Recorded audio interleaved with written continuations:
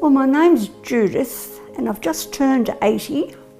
I was a primary school teacher. All my life I've been a primary school teacher, and I specialised in junior school. And I loved it. I loved it. So we've been retired just over 20 years.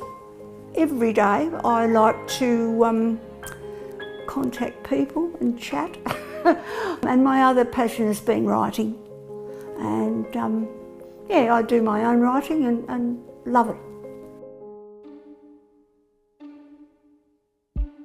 July in 2020, I mentioned something to the GP about feeling uncomfortable, and he sent me for an ultrasound, and the ultrasound was clear. There was nothing shown on the ultrasound of concern. After the scan, I seemed to be okay, although I was complaining of tiredness. And with me, I just think, oh, you're doing too much, you know. Don't have it, go to bed early.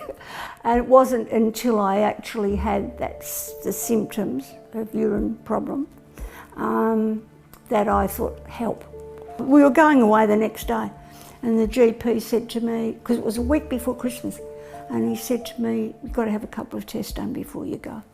But then when I first went into that with that diagnosis, they thought it was pancreatic cancer. So the week before Christmas, I thought I was dying. And then I went for a PET scan, which is head to toe.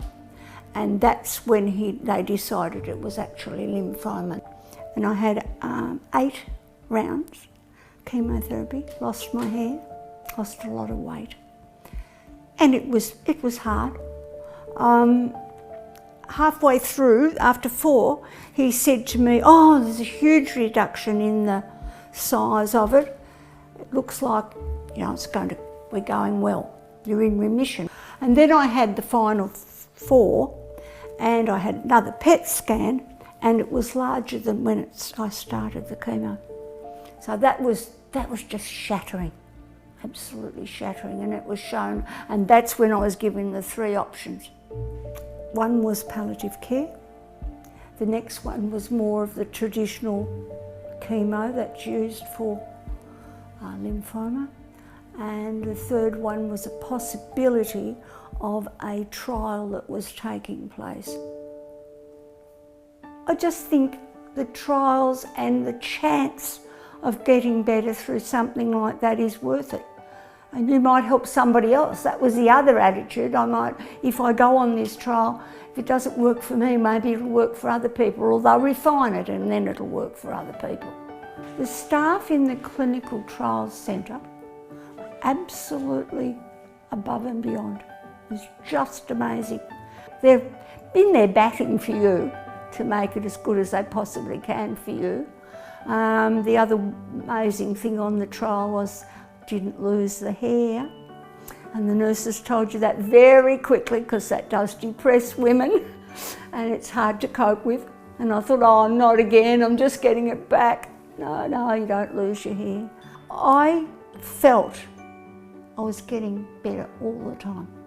Not in huge bits, but I just felt it was working. Now that's, might be stupid, might be strange, I don't know, but it just felt like that. I didn't feel, I'd never felt that I was going backwards.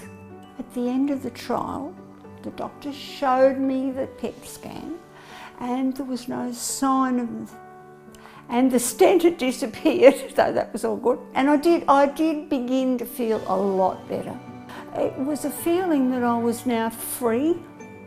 I had that freedom to sort of perhaps go to the supermarket, you know, meet a girlfriend for a coffee somewhere. It's now 3 years down the track, and one lady I know, she calls me her miracle work. You're a miracle, she says. And I just laugh. I embrace life more than I did. And I'm very grateful to the people who do the trials. How fortunate am I?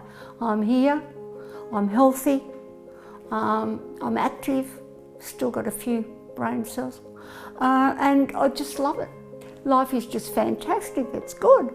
It's wonderful. It's freedom.